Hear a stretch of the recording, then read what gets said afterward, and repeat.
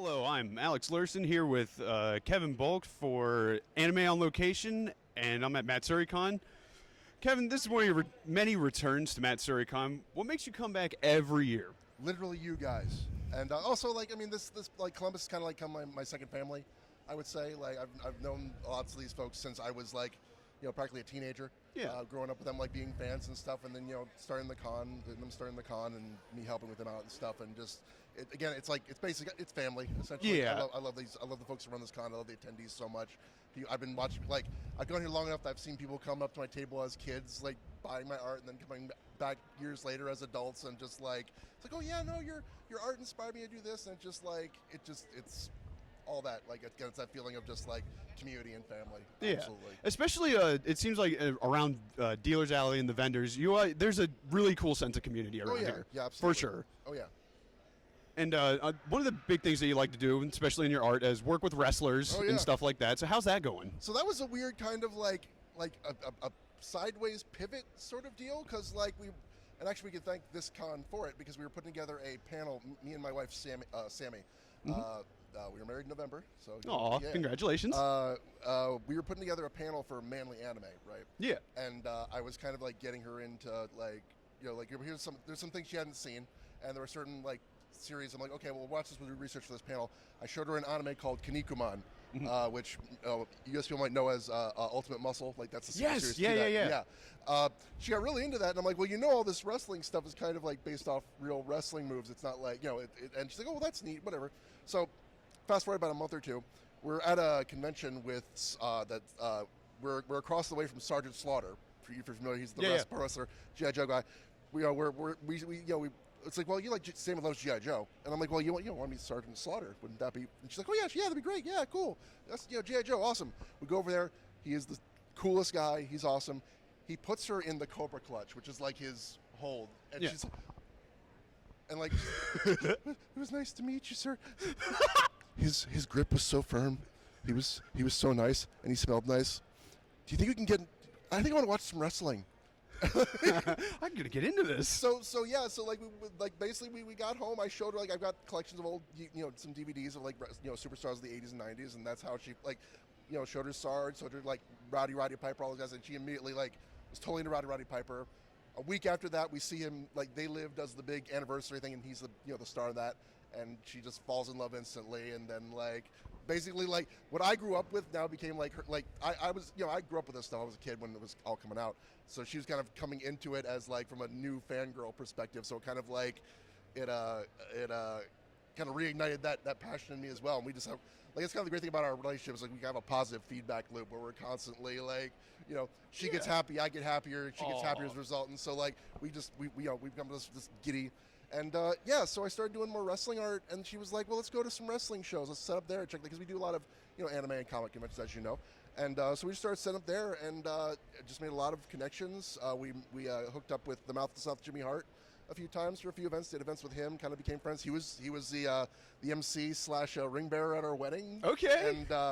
And we've been working with him ever since, and just expanding and kind of crossing the bridge between the anime and comics with the pro wrestling. Yeah. I discovered there's a lot of crossover with this crowd and with that crowd, which is really cool. Yeah. Everybody's a nerd at the end of the day. Oh, yeah. And wrestling is a lot of theatrics. And anime is a lot of theatrics. And so especially if you compare them. Yeah, and if you're into shonen manga, so much storytelling tropes in shonen manga take it directly from professional wrestling, especially Japanese wrestling as a whole.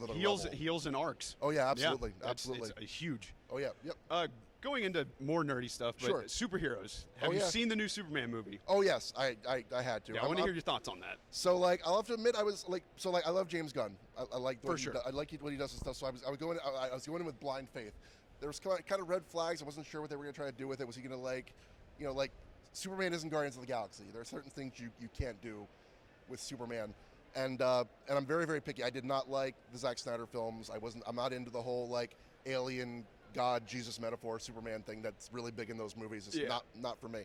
So I went in this thing, and it had a real Silver Age comic vibe, which I love. I love it took so much inspiration from Silver Age stuff, and also from my favorite one of my favorite Superman stories is All-Star Superman, and it's clear that the way that world is built and that version of Superman takes so much from that book that I was immediately hooked. And then colors, like, yes, please, bright colors. Oh, heck and, yeah. And I liked, like, so James Gunn did James Gunnify, like, the world around Superman, but Superman himself was still Superman. That kind of made it really. It was. I loved it. He felt like a character, and it wasn't just the Nolan Gray-verse. Yeah, and well, also it's the first the time. Bleak-verse. It's the first time in a long where I've seen a superhero movie where I felt like I was going into their world. It wasn't Superman in our world. We're actually in Superman's world, where like metahumans are a normal thing, and like fifth dimensional lumps will just pop up. Whatever, it's a minor inconvenience, like that kind of thing. Yeah. Giant monsters. It was fun. I love Heck that. yeah. And I love that kind of wacko Silver Age. Yeah, and we need that now because we've had too much. We had the 2010s gritty era. We need fun again. Yeah, exactly. But exactly. Fun and serious at the same time. Yeah. Well, I mean, again, bright colors, all that wackiness. That's what I'm here for. Yeah, so for sure. I felt seen. Yeah, and going off of bright colors, your love for vintage toys. Let's talk about that. Wow. Okay. Care Bears, Transformers, all that good stuff. Yeah, it's really cool. I feel like that passion's been getting out to like my friends and loved ones so much, and fans and things like that. That I'll get folks like, this was my beloved childhood thing that like I know you would take care of it, and I know you'd put like my whole house is covered with toys and vintage things that have both I've found or have like personal stories and also stuff that friends have given me.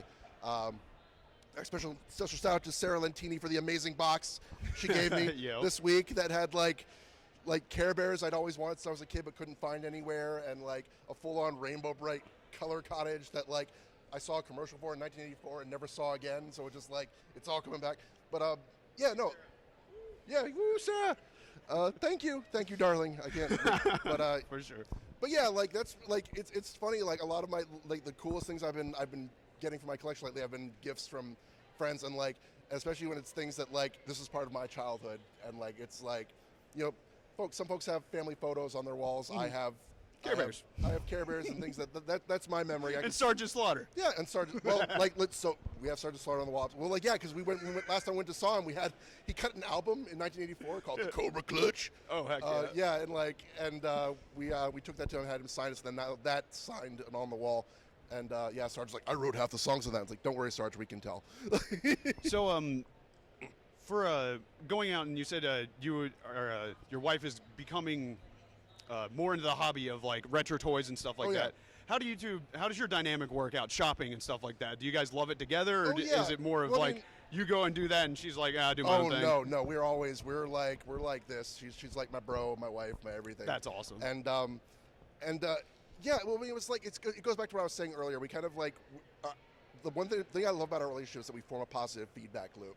Where like I'll get excited about something, and even if she's not too into it, she'll get excited that I'm excited. But then she'll get excited, and then I'll get excited that she's excied, and then like it's just you're like two batteries just working off each other. Basically, positive energy batteries, and like awesome. it's I love that, and Sammy especially, like her energy is so infectious. Like it's like I told her when we were married, she's like, she's the sun, she's the rain. Like if when she's happy, she lights up the room. When she's sad, she'll like so like. I want to always make her happy because that's like the light of the universe for me. So That's adorable. So you work with mascots. I want to hear about that too. Oh yeah, I do a lot of them. And what's it like working with them? Oh really? Well, I mean the pay is really good. Well, yeah, because I'm getting a lot of tech firms who have me do mascot work for them, and that's always fun and interesting to do. They don't quite know they don't quite get things with like the tech art crossover. They don't quite get some things, so there's been a learning curve with them to get them on board with it. But they've been delightful to work with, and the pay is real good. Yeah, and you also do you've done stuff for your fellow vendors at AnimeCon. Oh yep. I worked with Otaku Joe. In fact, I'll be we're talking about working on some other projects with him as well. Heck yeah. We've done his mascot design, and then I love doing the stuff for conventions as well. Like that's kind of like you said, giving back to the community. Oh yeah, and that's and again like. I practically grew up on the convention scene, so being in like every aspect of it, especially being able to design these characters for conventions and for fellow vendors, it just comes full circle. It's just really nice.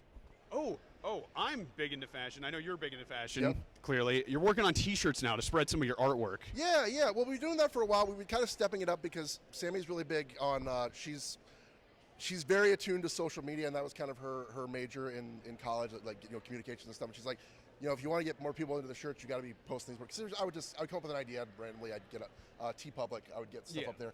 But she's like, no, like you have so many designs. Let's start getting it on a schedule. And we've noticed, like, you know, getting it on that schedule, it has really helped. Like, it boosts sales, which is great, and it's get awareness. And like, of course, with all the social media algorithms, it goes with the more often you post, the more, you know, influence you get. You know, the more reach you get.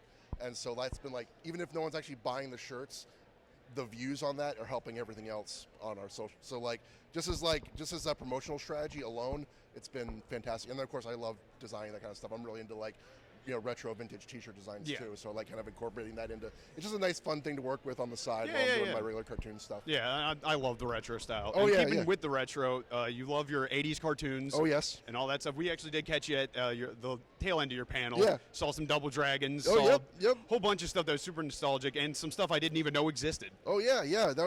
That's the biggest thing, because I know, like, you know, anime conventions, the crowd kind of skews young. You're not going to get too many people. Like, I'd say my crowds at these panels, about half people actually grew up with this stuff and are feeling nostalgic, and other people who are just younger but curious, maybe heard about it, or like saw it in a meme or wanted to learn more about it. A lot of it is memes now. Yeah, and I'm very careful. Like, I curate my stuff where, like, okay, if you knew nothing about this, would you find this interesting, fun, entertaining? So things like we tracked down the promo tape for the original Mega Man cartoon, where they were trying to shop that series around, and the style looks more like the video games.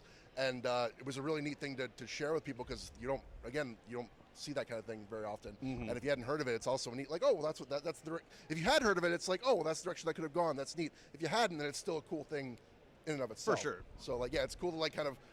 I'm really big on like you know, like holding on to the good things of the past, but also like embracing the future. So being able to take those things and like give them to the next generation, so they can kind of pass the torch and keep, like, you know, keep that good stuff going. Oh yeah, for sure. We can leave the bad stuff in the past, bring the good stuff to the future, that kind of thing. So that's absolutely what we try to do. And do you have any upcoming projects that you'd like to talk about?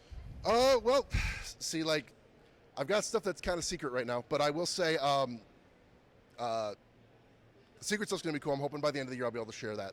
But currently I've been doing a lot of, like, again, making that connection in the wrestling world. Is I've actually hooked up with a small independent toy company called Luersen, who actually does officially licensed wrestling figures in the style of the old, like, LJN 80s wrestling thing. That's cool. And I've been doing a lot of packaging design, like, they come with little posters. So I've been doing the art for that, and that's been super fun. And also just I love being involved with officially, like, I've done a lot of fan stuff over there. It's really cool to kind of have that officially licensed, like, under my it's really great for the portfolio, but also just really fun to work with these guys and, like, you know, and pay tribute to these people who are, like, massively influential in my childhood. Oh, for sure. You know? And that's super awesome. Just getting to do what you love. Yeah, and get paid for it. Heck yeah. Yeah.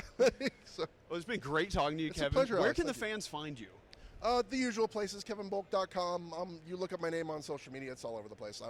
I'm posting fairly regularly, so, like, you know. And also, you can find me at my table at a convention near you, perhaps. So yeah. All righty. Cool. Thank you, guys.